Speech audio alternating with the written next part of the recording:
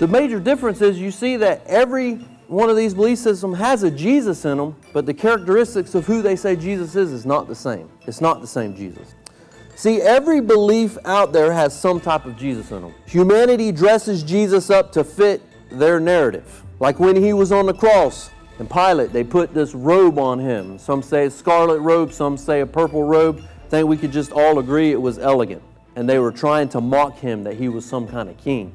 Well, he wasn't just some kind of king, he's the king with a capital K. And nobody in the history of the world can carry that title with a capital K like he can.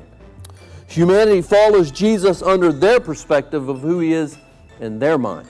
In Christianity, we say that Jesus is the Redeemer of humanity and through his death and resurrection, that he is Lord and King, second person of the Trinity, fully divine and fully human. In Judaism, they say he's not the Messiah or the Son of God. They see him as a teacher, but not divine. Some see him as a false prophet because of the things that they see that he said. Islam, they see him as a prophet of God, one of the greatest prophets, but not divine. So much so that there had to be another one to come after him to fix things up from the mess that was made. They even believe that he'll defeat the Antichrist and establish justice.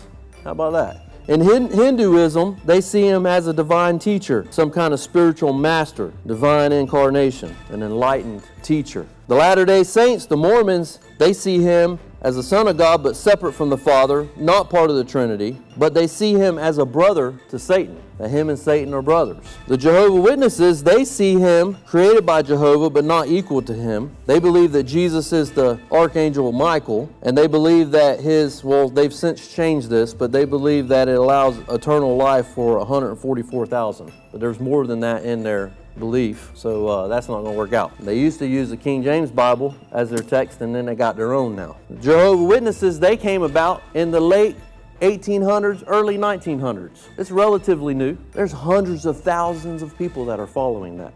You got Hindus that think that all religions are good, and they all kind of lead. And you hear people say, oh, well, you know, all these people, they're all following the same God, but they just got different ways of getting there. Hogwash. They're not the same God. Because the characteristics of who a Christian says God is, and who we say Jesus is totally different than who all these other beliefs say Jesus is and who God is. They're not the same.